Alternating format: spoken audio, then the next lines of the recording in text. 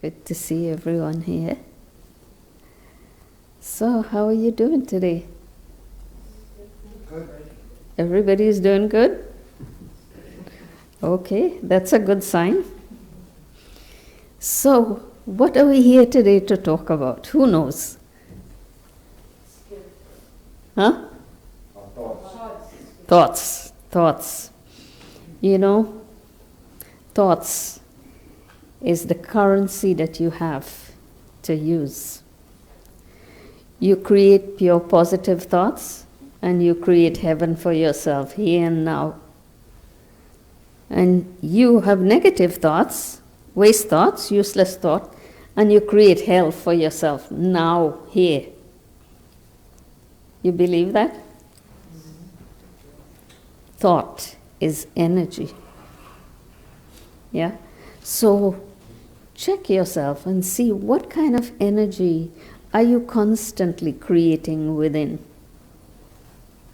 What kind of energy are you transmitting to your whole body at any point in time? They say you sow a thought and you reap an action. You sow an action and you reap a habit. Think about it, huh? It's not just you sow a habit and you reap a character. You sow a character and you reap a destiny. So your destiny is created from a single thought. How good is that? How do you feel? And if your life is miserable today, then what it means? What it means, if your life is miserable today and you are having a hard time and all sort of things happening to you, you can't figure out why, what, how. It is all because of your thoughts. So check your thoughts. It's very, very important that you check your thoughts. Yeah?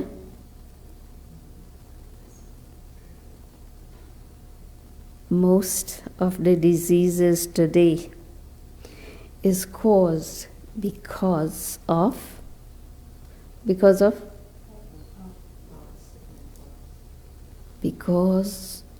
the wrong energy you are creating within with your thoughts. Scary, huh? Scary or not scary? Huh? Sometimes? Change that. And it's within your hands. It is within you. X doesn't have to create waste thought and give them to you. Or Y don't create wrong thoughts and throw it on you. It's you creating your own thoughts. Yeah? So what kind of thoughts are we creating? What kind of thoughts? What kind of thoughts are we creating? Check yourself. Check. And see, during the day, they say we have 60,000 thoughts a day. Check only one day. And how many pure positive thoughts you had for today? Who can tell me? Who can tell? How many pure positive thoughts you had for today within 24 hours? Tell me. Zero? Okay, sounds all right. What about the rest? No thoughts?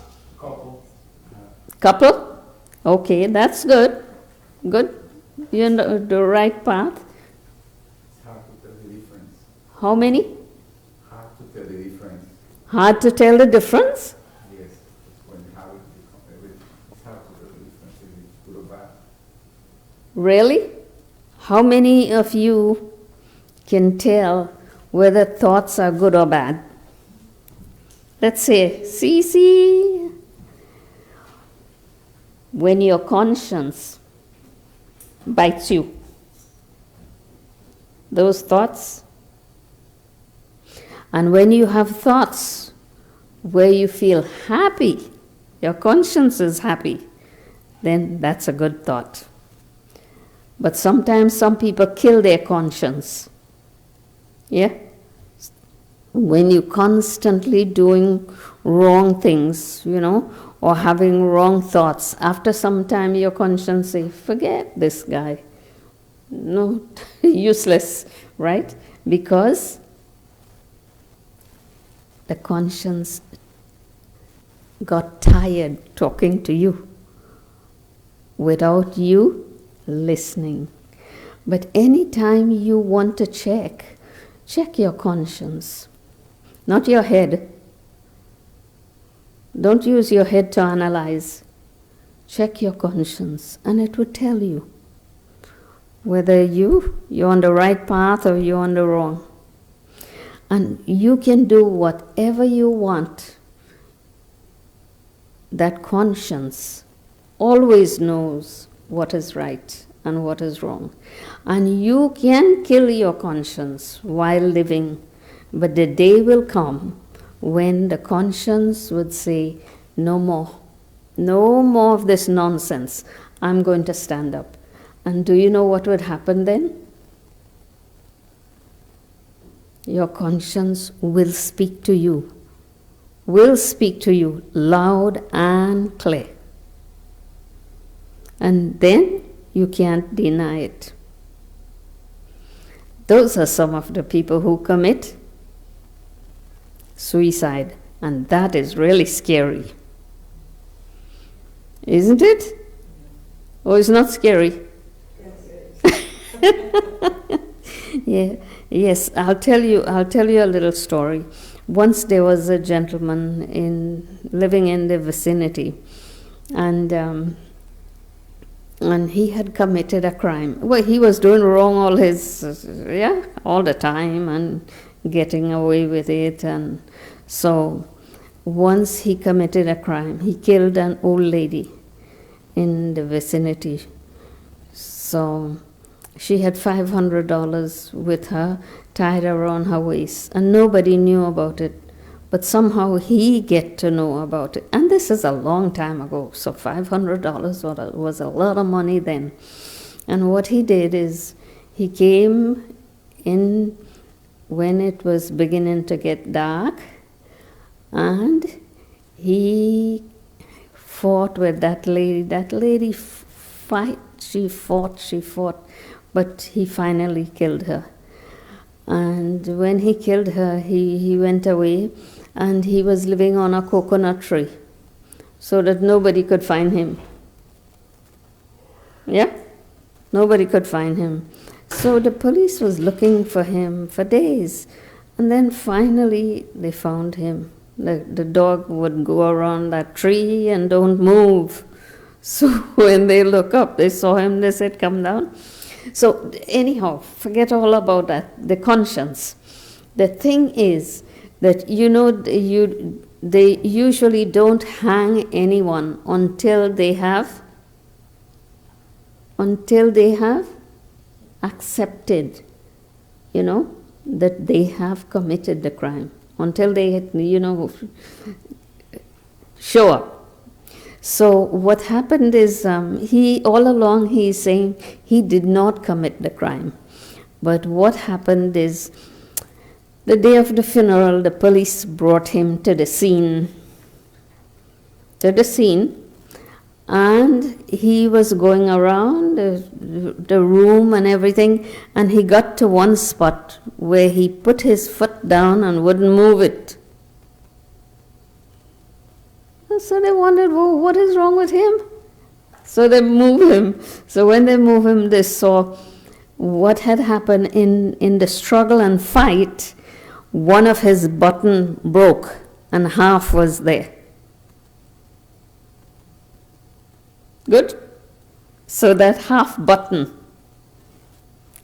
the police picked it up, and then measured it against his next half, and it fit perfect. So then he admitted that he had committed it.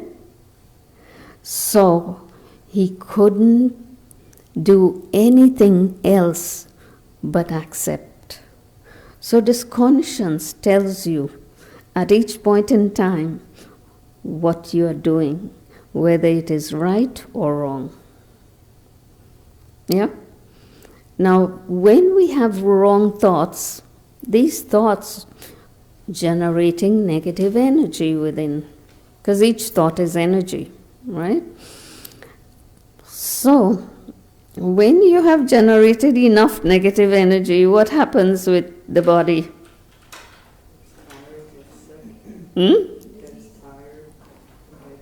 Right, it gets tired and it gets sick. So, we are creating, do you see how we are creating our own destiny, our own hell, our own disease state, our own ill health. So all we have to do is, if we want to fix all of that, what we have to do now? Have pure, positive thoughts. Good? Make sense? And if we create pure, positive thoughts, not only will we benefit, of course we will benefit, but everyone else will benefit. Yeah? Everyone else will benefit. So let's stop for a minute and check your thoughts. Stop for a minute and check your thoughts.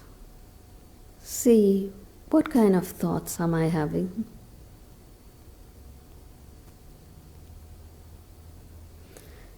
Is it pure thoughts? Is it positive thoughts?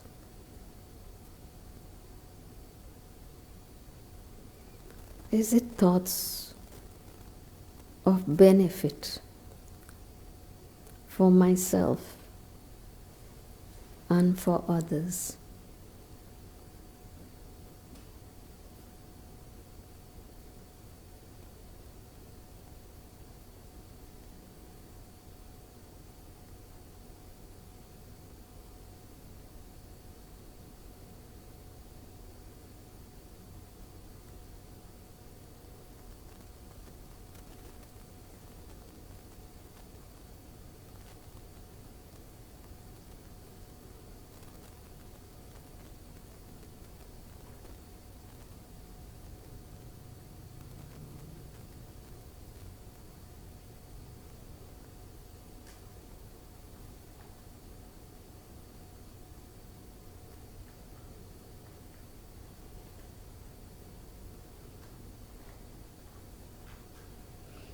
Yes.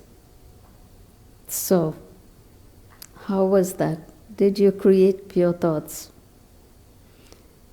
Who found it difficult? Did any one of you found it difficult to create those thoughts? Yeah? What was happening? I try to think positive, like I can sustain for some time, but again the mind again starts coming back to genetic thoughts. Okay. Anyone else? How many of you have control over your mind? How many of you? How many of you can control the mind? Yes. Yes, the mind is not such an easy thing to control. But what you need to do is to guide the mind. Guide the mind to create pure positive thoughts. Yeah? Guide it. It would go in different alleyways, but bring it back again and again. Bring it back. Yeah? And the more you try to guide it, the more it would run, until finally it will surrender to you, because it would realize that you are very consistent and determined. So it would start listening to you. Yes? Yeah? So, you have any questions? Yeah, it's the consistency that's difficult. You know, because sometimes you go through your day and you're keeping your thoughts positive, and then something happens and it's, you react negatively to it and then you get caught up in your thoughts and then you feel like you've lost everything that you've gained. No, you don't lose. You never lose what you already have. Yes? You can lose, but whatever effort you have made stays with you. And the energy that you have created would stay with you. Yeah? So although you may have lost it at that moment, but it would be easier for you to come back to your pure positive thoughts. So how many of you have done the course here? How many of you haven't done the course? Okay, how many of you are here for the first time? Welcome, welcome, welcome. Okay, when is the next course starting? Rona? March 7th. Okay, so those of you who are interested can come March 7th, the course starts. And you would learn how to guide your mind. Yes? You learn how to guide that mind and how to guide your thoughts in the right direction, because they are the mind is constantly generating thoughts. Yes? It never stays quiet, or it never stays empty. It's always creating thoughts, good, bad, indifferent. But it is a constant. So the idea is not to stop your thoughts, but rather to guide it in the right direction. Yeah? Okay. So let's have a little short meditation so you can see how to guide those thoughts. Sit comfortably with your feet grounded and take a deep breath.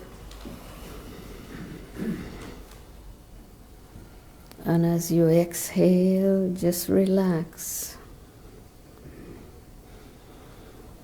Take one deep breath again. And as you exhale, just drop everything from the mind and intellect.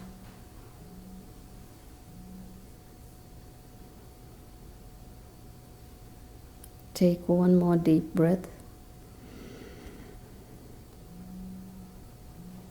And as you exhale, just relax. Relax the whole body, the head, the face, the neck, the shoulders and arms, the chest, the stomach and the feet, legs and feet. Just relax.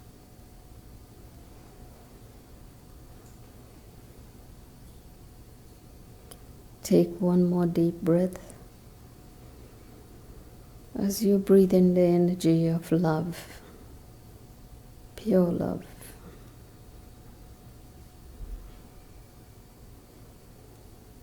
And feel this love throughout the body.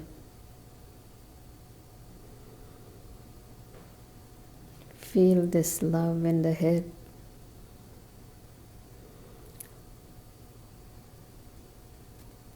As you drop always thoughts and feel the energy of pure love in the form of pure positive thoughts.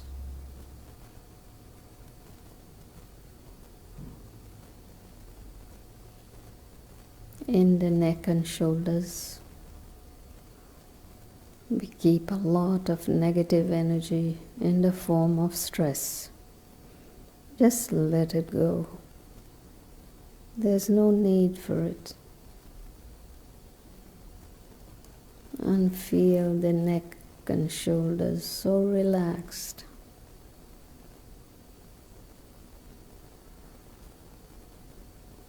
You come to the heart where we keep all fears and worries and problems. Let them go. There's no need for it. And I feel that pure love mending the heart.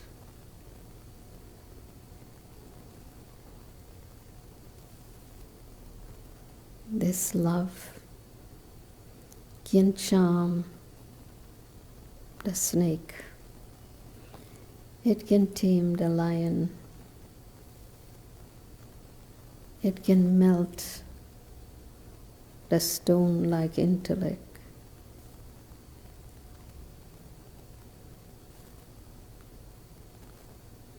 This love empowers the heart.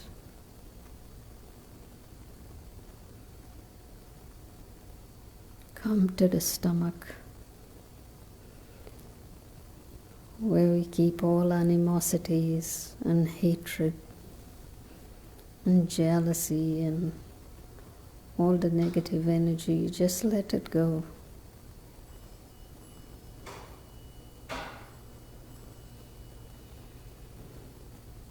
And feel the love in the form of flexibility.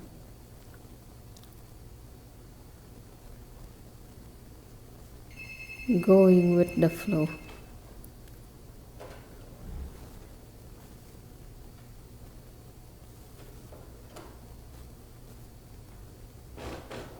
So relaxed. The thighs. Just let it relax, feeling the energy of love there.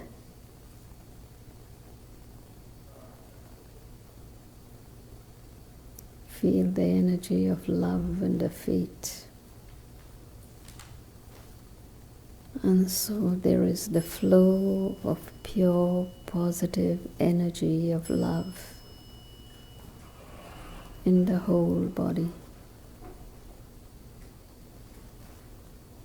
And this is what I am.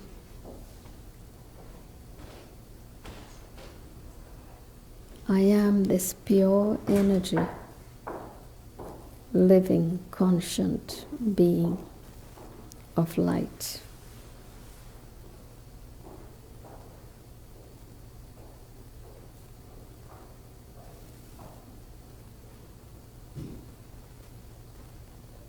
I am peace.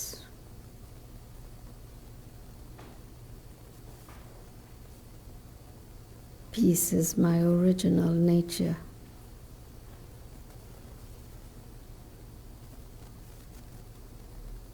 My Father is the ocean of peace. And I come from that home of peace.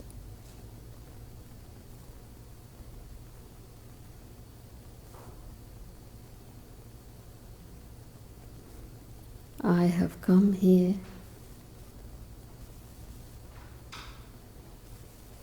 and pick up all the negativity of the world and so become peaceless, unhappy, full of sorrows and difficulties and obstacles and problems, because I have forgotten who I really am.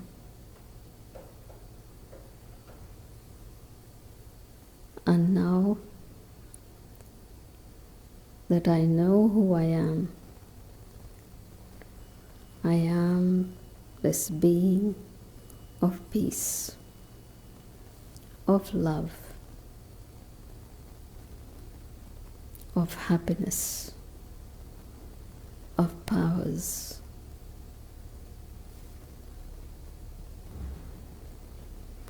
Let me keep this in my awareness as I move, as I walk, as I interact with others. Let me not forget who I am in the midst of all the chaos.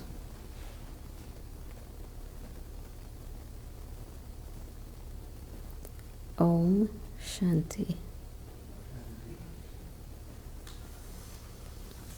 How did that feel? Yes, that is generating pure positive thoughts. So how scary is the world today? Scary? So you want to be safe? You want to be safe, don't you? Or you like living in the scary atmosphere? So if you want to be safe, yes, if you want to be safe, I guarantee you, you could be safe if you remain under the canopy of God's protection. Because when His hand of protection is over you, nothing and no one can harm you. No one with 1,000 arms could harm you, because God is the almighty authority. He is? Or you're not sure? Okay. Yes. So whatever you're thinking about, whatever your mind and intellect is involved in, it takes on that shape, that color, that essence, that fragrance, that beauty. So when you're thinking of God, how will your mind and intellect become? Like His, no? So what you do is, one thing you need to do every night before going to bed, you hand over everything you have done for the day. All the good, bad, indifferent, yes, whatever you have done for the day, pass it over to Him. Yeah? Give it to Him. Surrender it to Him. Yeah? And then tell Him, thank you for giving me this day an opportunity to do good. And when you wake up in the morning, where will you wake up? In His arms, in His lap. So you say, good morning, right, to Dad. And think of your innate, inherent qualities. It is with your innate, inherent qualities that you can connect to God. It's your chip, your little chip that will pick up, yes? Your microchip, yeah? So use that to connect with Him again and fill up your gas tank for the day. So whenever any situation arises, you have your stock. Yeah? Your stock. You'd have enough energy, you'll have enough power, you'll have enough patience, you'll have enough tolerance, you'll have the power to face and the power to make decisions so that you do the right things. Yes? So you like that? So use pure positive thoughts to generate pure positive energy for yourself and for the world. And the whole world and you will bless you for doing that. Okay? So thank you, and I'll now pass you on to Rona. She is the main speaker for today. Thank you, sister. Thank you. Okay.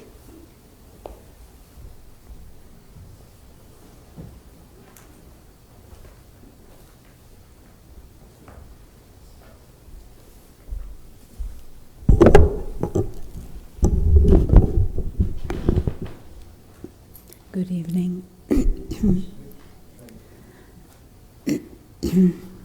Sister Raj has already illustrated and shared a little bit on the power of thought.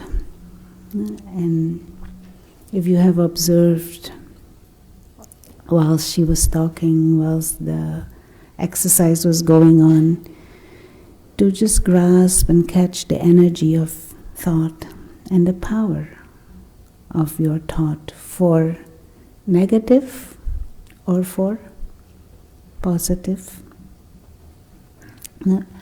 And this whole idea of scary thoughts or scared of your own thinking. Every thought has power. But what happens is we think very fast. So we switch thoughts very quickly. You know how many thoughts you have? How many thoughts you had today?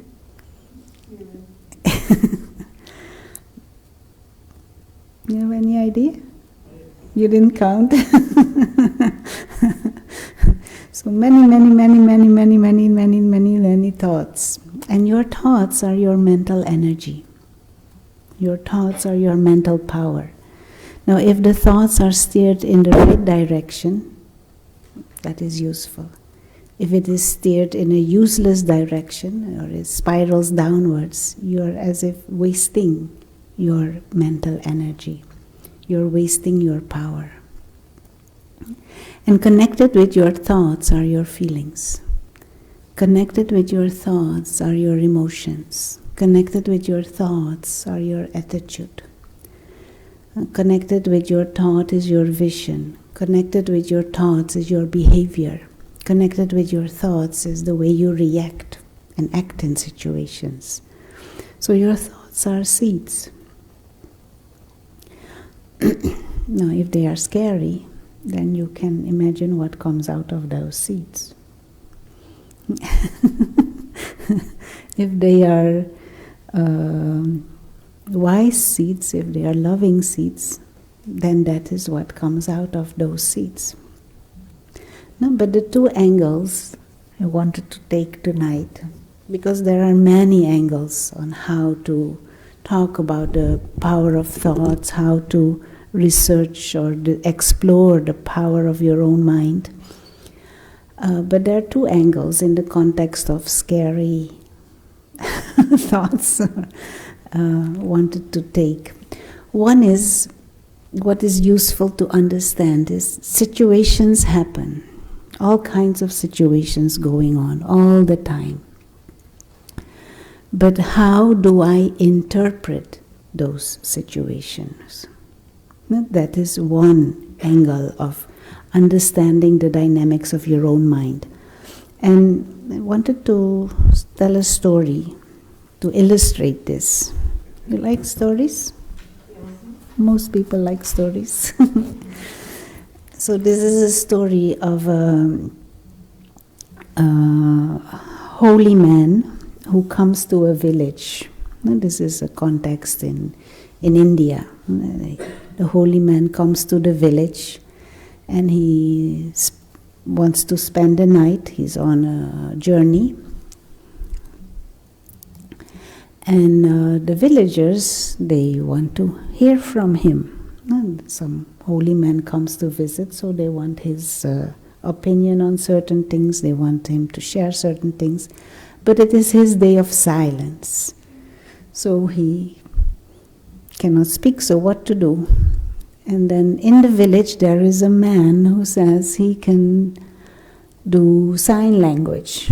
He is very good in sign language, so he will translate. So the villagers say, okay. And the holy man says, okay. So the conversation begins. The holy man puts up his hand and one finger. And the translator puts up his hand and two fingers. And the holy man, what is it? How do you call this? He nods in a kind of pensive way. And then he puts up his hand and he puts three fingers. And the translator puts up a fist. And then the holy man says, thank you. He doesn't say anything, he makes like this. And that's the end of the conversation. So the villagers ask the translator, what did he say? And the translator says, this man is a very complicated man. Complicated man. He told me, you are the number one liar in this village. And so I felt annoyed with this and I felt insulted. So I told him, I will take 2 people to throw you out of this village.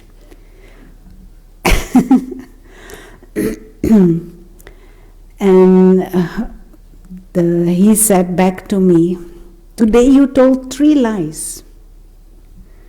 So I showed him a fist. And then he said, sorry. Sorry. Sorry.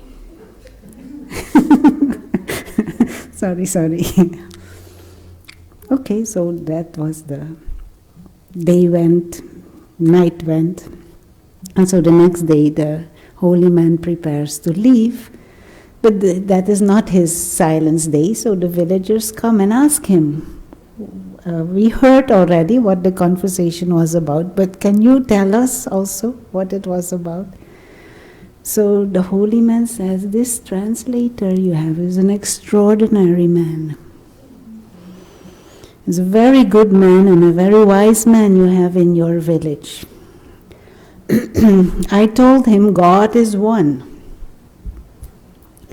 And he said, but what about, there are 2 aspects.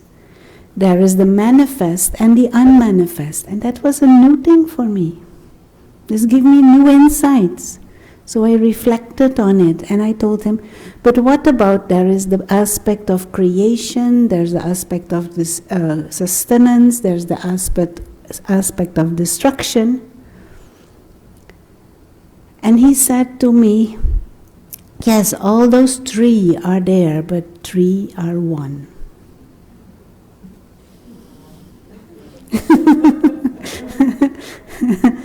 And then I bowed to him. And so I like this story because it shows the power of our own thoughts. And it shows the dynamics in our own minds. There are situations, there are people around, there are all kinds of things going on. But how we interpret it, that is actually what we experience. That is what decides what is going on. And so the interpreter has his own inner world and inner dynamics and thoughts, and the holy man has his own inner dynamics and inner world and experiences. And this illustrates the dynamics within our own mind. But it means also there is a certain mindset So the holy man has a certain mindset and the interpreter has a certain mindset. And we take in from a situation according to our mindset. Understand? Now, is this scary? Yes. Yes, in a way it is. But at the same time, it is also good news. Because what it implies is that situations are there, but what I experience has to do with my mindset. What I learn from it, what I take from it, and how I react has to do with my mindset. In any situation, there are always different angles to that situation. In any situation, there are always different angles how to look at it, how to deal with it. Now, someone who is wise takes a mindset and takes a position that brings harmony within, takes a position of learning, takes a position of enriching, instead of, he called me a liar. He said I had 3 lies. And I showed him my fist.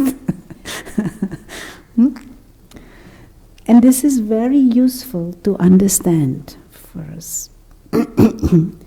Sometimes I give this example. These are flowers here. No? So someone who has the mindset of an artist, painter, will look at it and is fascinated by the colors and the way the combination is, and will get feelings to paint. Now, someone who is a botanist will think, oh, this special family of roses and maybe inoculated and what, and the innervation of the leaves. And he will have some Latin name for the kind of flowers. And some herbal doctor will think, oh, if I dry these petals, I crush them and I make some tea of it, it can help for some allergy or something. And the owner of Trader Joe's will think, $20.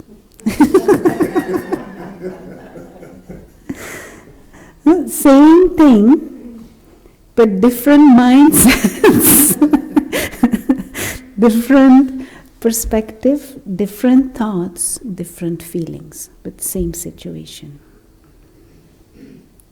Now, this is the power of our own mind, and we don't realize this.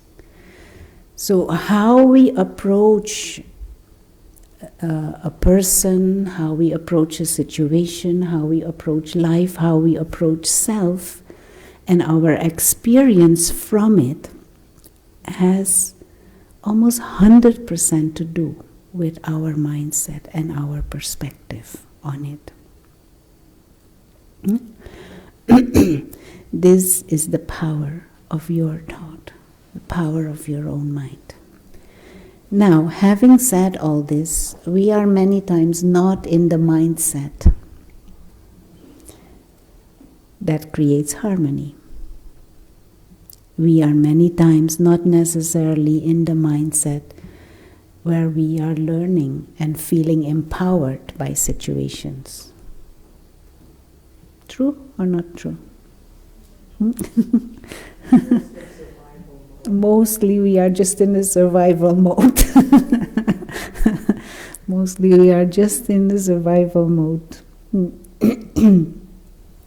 Now, what is it that is going on inside us that we do not have a hold on?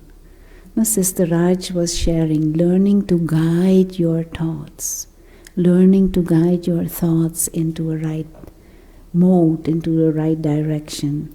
What is going on? Who creates your thoughts?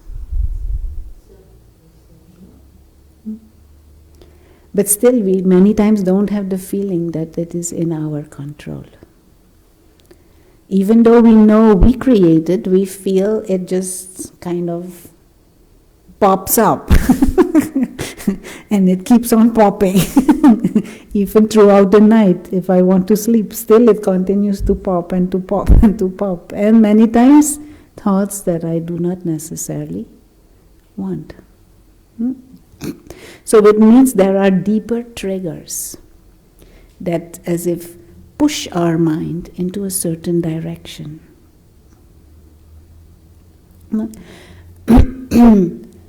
Sometimes I ask this question, what is this? This? Hand, what else? Fingers, what else? Nails, what else? Skin, palm, wrist, fist. All of that is true, but it is also a miracle. Isn't it? This is also a miracle. Isn't it? You feel your hands are miracles? Or coming to think of it, yes. But I never thought of it like that. This is a miracle. This is also a miracle. This is another miracle. This mouth is a miracle. This whole body is a miracle. This is also a miracle. Even this is a miracle in its own right. Man-made miracle. Now, is my mind positioned to see miracles? Or is my mind positioned to complain, this, or this, or this, or How is my mind positioned? There are deeper factors that push your thoughts in certain directions. And once you're in a certain track, it is very easy to just go on and stay in that track. And because everyone else many times also is on that track, we just kind of stay there and we feel justified to stay in that same track of thoughts. But we don't have to. We can be heard, but we don't have to be heard. You can choose to explore a different way of thinking. Now, one thing that I often mention, the subway is a miracle, isn't it?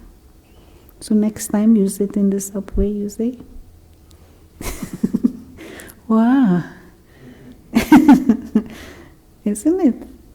Every day millions of people, I don't know, millions of people are transported by that system. Sometimes I can't imagine how is possible it's still working. More than 100 years. It is a miracle. But is my mind set to see that, to think like that? Or is my mind set to see doom everywhere? To complain all the time? Is my mind set to mistrust? And who suffers the most if my mind is set like that? Me, in the first place. Because my thoughts will be like that, my feelings will be like that, my emotions will be like that, my vision will be like that, my attitude will be like that, my reactions will be like that, my words will be like that. It will color my relationships. And then we say, oh, whole of life. Now, little sketch. Just let me get another mic.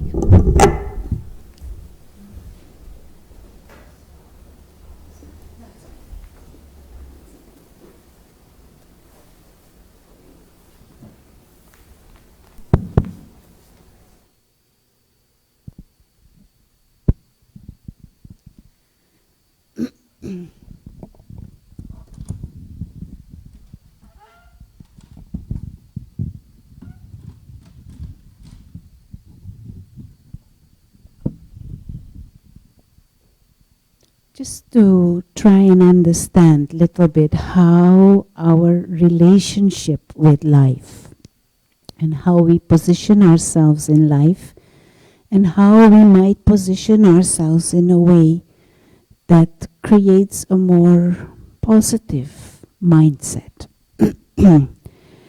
In general,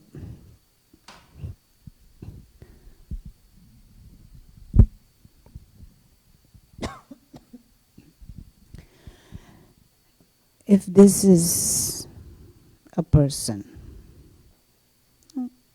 in general, we have interactions with our environment. This is a very simplified definition of life. Me in exchange with my environment. That is life. And in the environment, there may be the body, there may be others, friends, relatives, there may be possessions, a house or a job and a boss. There may be money. And our life is an interaction between me and the external world. That is our life. And in general, what we strive for is to have a certain harmony. Isn't it? We want our body to be in harmony with us. We want our friends and relatives to be in a certain harmony with us. We want our boss to be not too pressurizing us and considerate and understanding and at least giving us enough money. So all our life we may go through life striving for a certain harmony. And if there is a mismatch, what happens? We lose harmony. And what is our solution when we lose harmony? We get angry, we get upset, we get stressed. And what else? You try to? And how do we try to change? You work hard. Negative direction. Say there is me and I can't draw very well, although I love drawing, but dog. Say there is a mismatch between me and my dog. The dog barks too much and doesn't listen to me, that he can only do his neediness outside. He also does it inside. And no matter what I do, he still does it inside and he still barks too much. So there is a mismatch between me and dog. So what is the solution? He doesn't listen to training. He doesn't listen to training. Huh? Change my mindset. Huh? Find him a new home, get a new dog. Change my mindset. No, but this is very good. These are options. But many times the option is change the dog. Don't like my boss? Change my boss. Don't like the husband? Becomes a little bit more difficult. Although we still tend to do it if it really goes out of hand.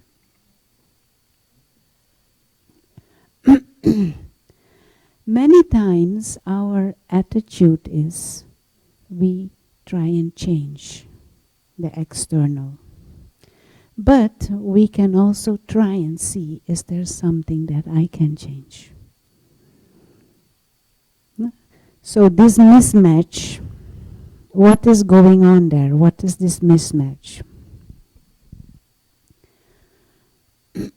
Now, the worst relationship with any of this, or life in general, a worse relationship, the characteristic of a worse relationship is where you are in jail.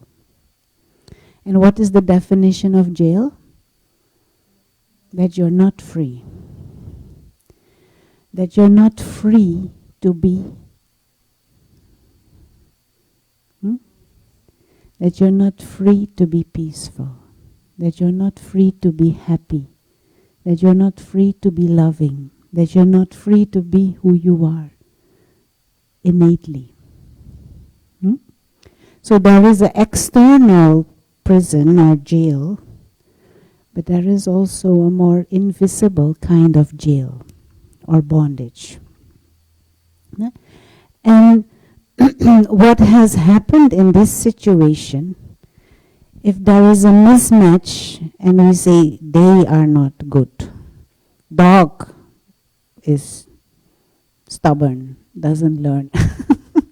My boss is bossy and he is not very intelligent and he doesn't learn. That is one way to approach situations. But it means I am dependent on them to feel good. I am dependent on my boss's mood whether I feel good or not. I am dependent on whether my dog wants to please me or not. So it actually means dog is boss, not me. Dog is in the position to decide whether I feel good or not. Others are my boss. They decide if I feel good or not. So another word for that is called, they are my prison officers. And I am in jail because I have given them the power to make me feel good or bad by their behavior. Understand? So deeper inside, it means I am in jail. I have created bondages, so many bondages. And I have done this most of the time unconsciously. We have created a culture where this is normal. We are raised thinking your value, how you feel, if you are how you are, who you are, and your respect depends on all of these things. A mind that is like this, what kind of thoughts will come from a mind like that? Yeah. Stressed, insecure. And a mind like that can only be peaceful, can only feel happy when everything and everyone is just right. Now, when is that?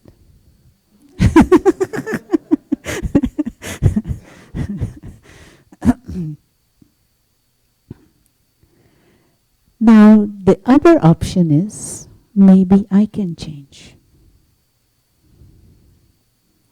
What is the way that I could change? Thoughts. So what kind of thoughts? Loving. One reason why, the biggest reason why this mismatch comes is because I have certain expectations.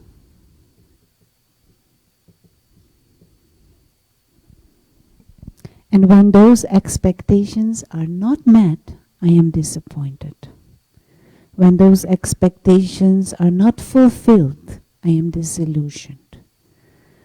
And when those expectations are continuously not met,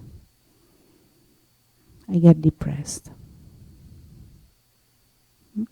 So maybe we should adjust our expectations. Understand what I'm trying to say? If you come here without any expectations, you are in peace. And whatever happens, it is extra. If you don't like it, you walk out. If you like it, you stay. But if you come here with the expectation that at the door they will bow for you and that they will give you orange juice and that you will get a piece of cake and that everybody will clap for you and that they will all know you, if you come with those expectations, you are making yourself vulnerable. Very vulnerable. And probably also miserable. Because maybe one day we will give and do all of that, but not every time.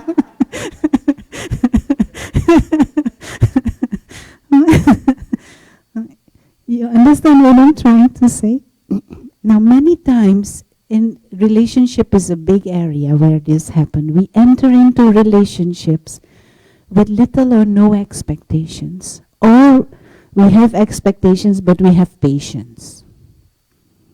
And we love, and it is new, and it is exciting, and it is adventurous. But after a while, expectations begin to creep in. And more expectations, and more expectations. And so the love get mixed in with expectations. And higher the expectations, bigger the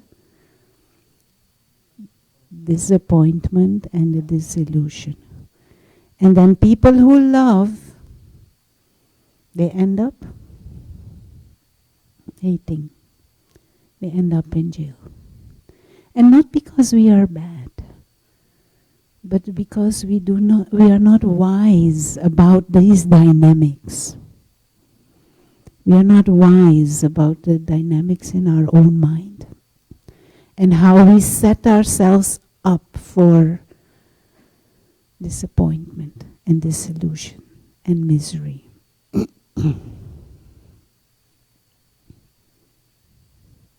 Now, can I approach life in general from a space of less expectations? Or maybe even no expectations. Expecting and demanding and desiring makes us vulnerable. Whilst if I approach life in the mode of inner fullness and of giving without expecting, then I'm less vulnerable.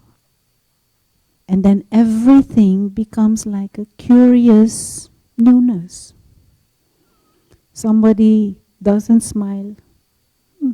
Interesting. Somebody smiles. That is nice. Somebody says a funny word. Okay. Fine. Something new. Different experience. Somebody praises. That is also nice. Different experience. But internally my positioning is I don't need. I'm not expecting. And many times, sometimes I ask myself even, because I catch myself regularly in doing this. And then I ask myself, what reason do I have to expect actually? Other people are like me, they're living a life, they're having their issues. Who am I to expect them to be in a good mood all the time? Let me give a good mood. Then I am in a good mood. Fine. If it helps somebody else, that's fine. If not, that's fine also. But I'm not expecting. And this is this is a shift in our what is it? In our perception, a shift in our thinking, a shift in our attitude also. And this was a very big eye-opener for me when I started to more and more integrate these ideas and spiritual principles in my life. Instead of desiring, let me deserve by being it. And when I made that shift internally, you become free. And then your thoughts move into a different direction. And your feelings are more clean.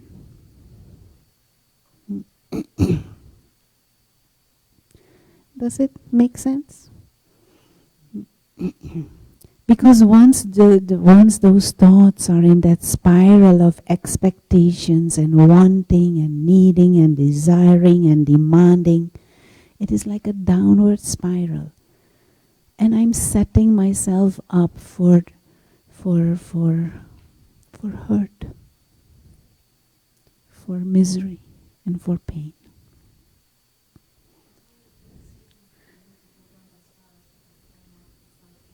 Yeah, yeah.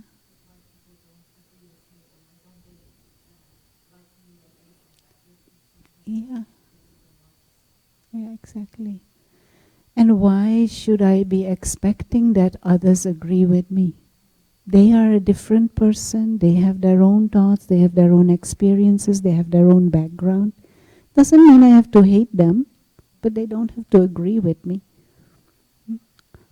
To kind of put yourself into an internal position of freedom. And then those thoughts that have power, that have energy, can work into a direction that is more constructive and more useful and more positive.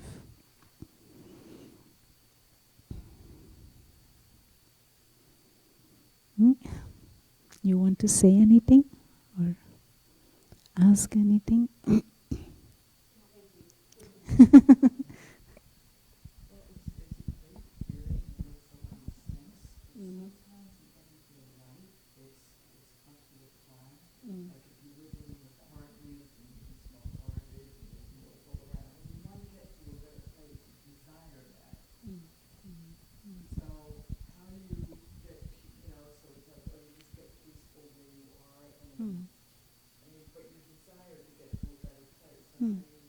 You act. You act.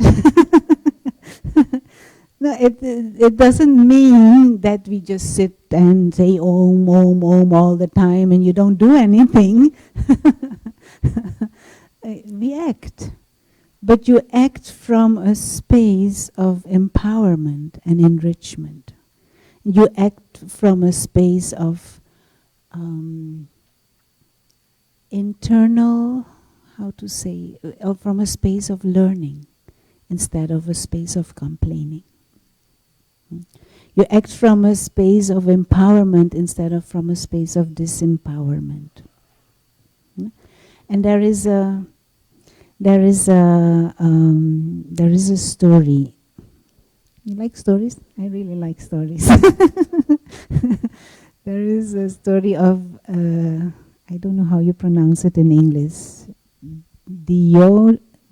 Diogenes,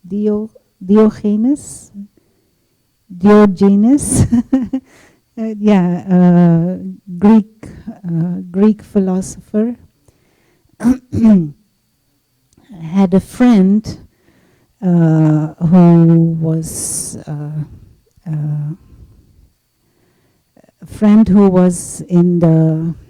friend philosopher who was part of the circle of the king. And the friend was advising the king, but he had to kind of please the king all the time. So this friend comes and visits Diogenes and he sees him eating lentils, which was the food of the poor at that time. I don't know now. I love lentils, but at that time it was food of the poor. And every time when he comes to visit, Diogenes is eating lentils. So he says to Diogenes, if you learn to please the king, you don't have to eat lentils all day and you can eat all these royal things that I eat and you can live in luxury like I live. And Diogenes thinks about this for a little while and says to his friend, If you learn to eat lentils, then you don't need to be subservient to the king.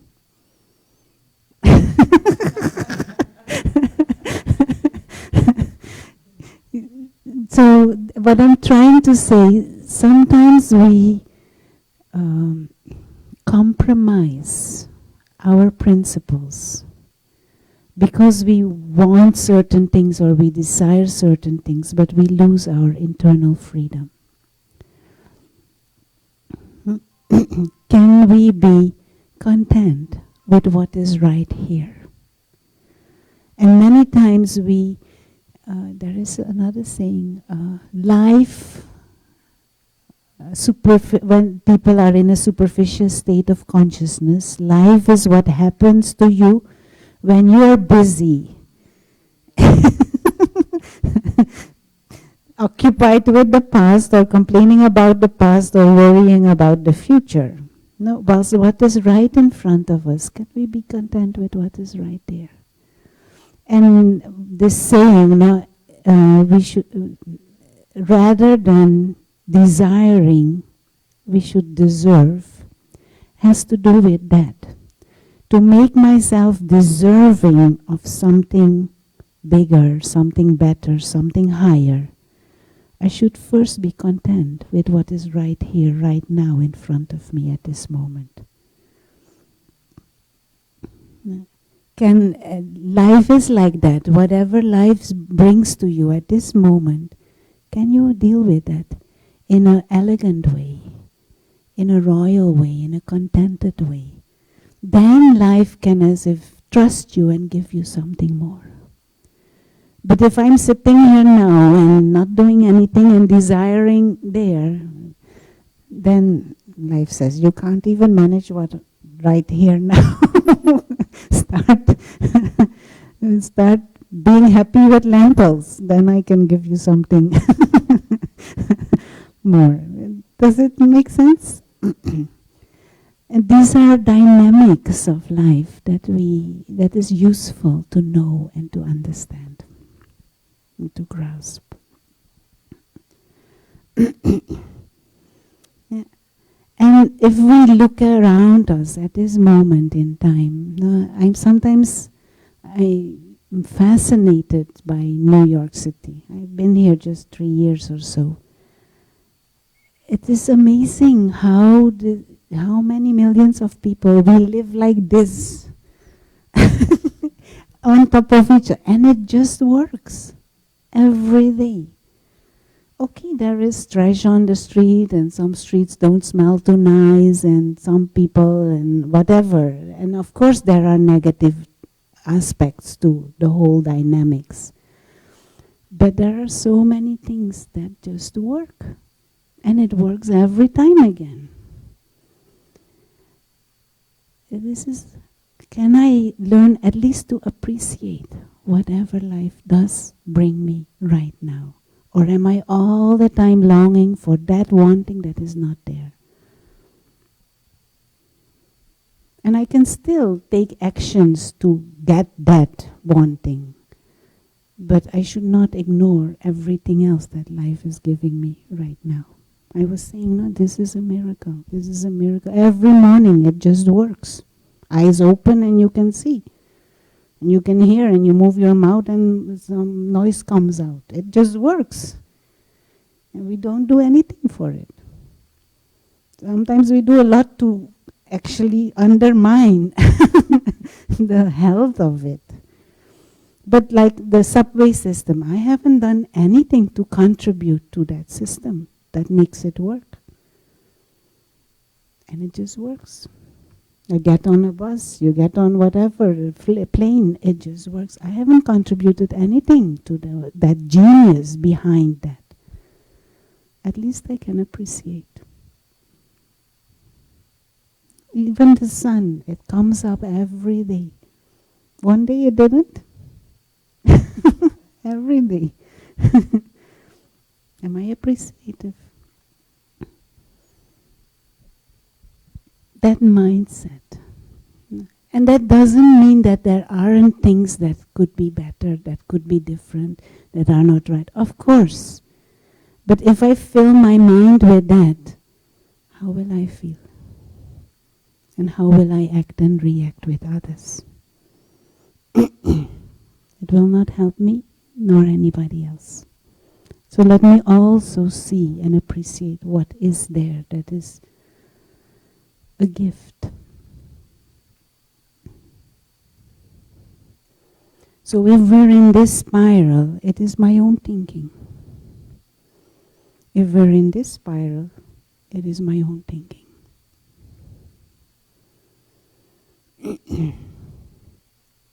And even if everybody is like this, does it mean I have to be like this? Then you be that one light that goes like this. And then one or two others will also come with you. Any thoughts or questions? I was just thinking about my own maybe first change of perception. It was just something I read. I used to complain about my shoes until I met a man with no feet. Yeah. And I don't know, it just like really stuck with me. I was like, I complain about a lot of stuff, but I have enough. That was a process. It just struck me that how could I possibly do that and not walk away with a changed perception? Because I saw myself in the same. Excellent. Yeah. The thing is, at this moment in time, we are kind of clear, no? And we feel. But we live in a society, we live in a culture where this is not natural. So you need to sustain yourself. You need to remind yourself regularly of this different way of looking at things, this different perception. And I'm telling this beforehand because we know no, it is very easy to lose this again and go back into the spiral downwards. But we need regular prompts, regular, push, regular reminders to position yourself differently. And if you take one thing from tonight, one example, and remind yourself over and over again, this is very powerful. And if you're really interested, then make it a part of your life to enrich yourself with spiritual knowledge and spiritual understandings. Make it into a discipline to explore your mind and the power of thoughts and the power of positive thought. Yeah?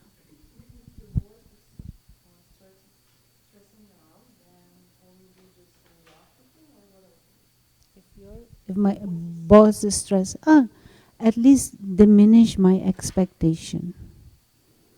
I'm not because my stress comes from my expectation that he will be in a certain way. He is not. So I accept.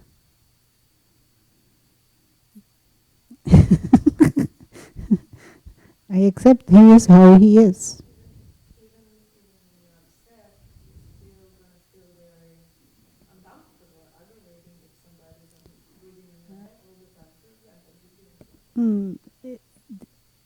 If we lower our expectation even by 50%, we will feel less stressed. Doesn't necessarily mean it is 100% over, but we will feel less stressed. And if I am less stressed, I'm in a better position to respond. I'm in a better position to deal with that situation. Because if I am stressed, I am weaker. And I'm more easily, overpowered, aggravated, and tired also. I cannot change other people's behavior. And we are tired trying that. I cannot change other people's behavior. I cannot change what they think, how they do, what they do. But why should I be in jail of that? Yeah, yeah, yeah, yeah. I remember when I was in, time is passing. One time during the internship, when I was in medical school, they had us working 38 hours round the clock in obstetrics and gynecology. And there were, I don't remember, I think 8 deliveries, and they were all extremely complicated. And we were junior interns. We, I'm talking me. And I made a mistake. And they were wanting to punish me. And I just said, you have no right. And I knew my internship was on the line, and I knew my, my grade was on the line, and I knew the professor would not like it, but it is true. You have me working 38 hours while you sleeping at home, while it is your job, at the least, to supervise me. There are 8 complicated deliveries there, and I'm a junior. And I made a mistake, and you are hitting on me? No, that goes in your account. And I just told him. And he was not happy, and I got an undergrade, but the what is it? I don't know the words in English. Not the supervisor, the one who was in charge of the study part of it. This was the clinical part and the study part. They told it is true. Yeah. No. What I accept is that he is how he is. That doesn't mean that I have to let myself be bullied around. But I also do not have to be stressed out or scared. He is how he is, and he behaves how he behaves. That doesn't mean that I cannot speak out. Now, this is where we think wrongly. Being peaceful doesn't mean you do nothing. Being peaceful doesn't mean, or being a pacifist, or being a meditator, or being spiritual, doesn't mean you don't say what is right or wrong. You say, but not coming from your hate, and not coming from stress, and not coming from anger. This is not right. If you have me working 38 hours, and there is a mistake, you should have my back. You should be thanking me, not pushing me down. And if you don't, fine, but don't get nasty. And even if you get nasty, that doesn't mean I don't have right to say. You understand what I'm trying to? But it's not coming from anger. Because I have no expectation of him. Why should it make me upset? I was not happy with the 38 hours. But I had no expectation of how he behaved or not. No, it is not what about me. You check for yourself. If I'm in a situation and having expectations, higher my expectations, more vulnerable I am. And if I want to break that, I cannot be sitting and waiting for them to change. Because they are how they are. They do what they do. But it doesn't mean I cannot speak out. Doesn't mean I cannot act. But I should also be ready for the consequences of that.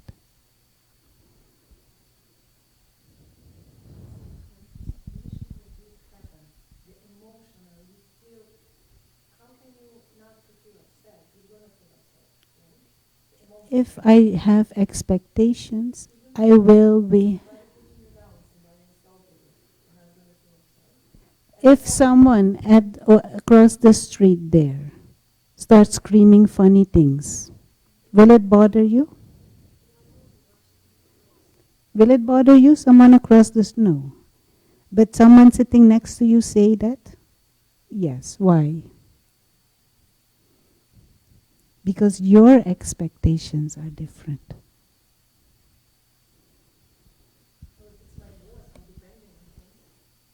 Why? Why? So?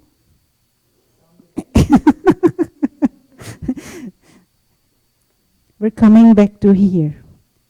We have created a mindset where we are in bondage to all of this.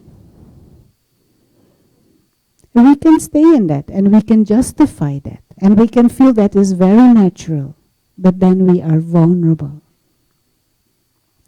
We can create a mindset when we don't feel like that at all. I was there before boss. My life was there before the boss. My life will be there after boss. That is freedom. But time has gone. We have to stop. I'm really sorry. Let us close with a minute of silence.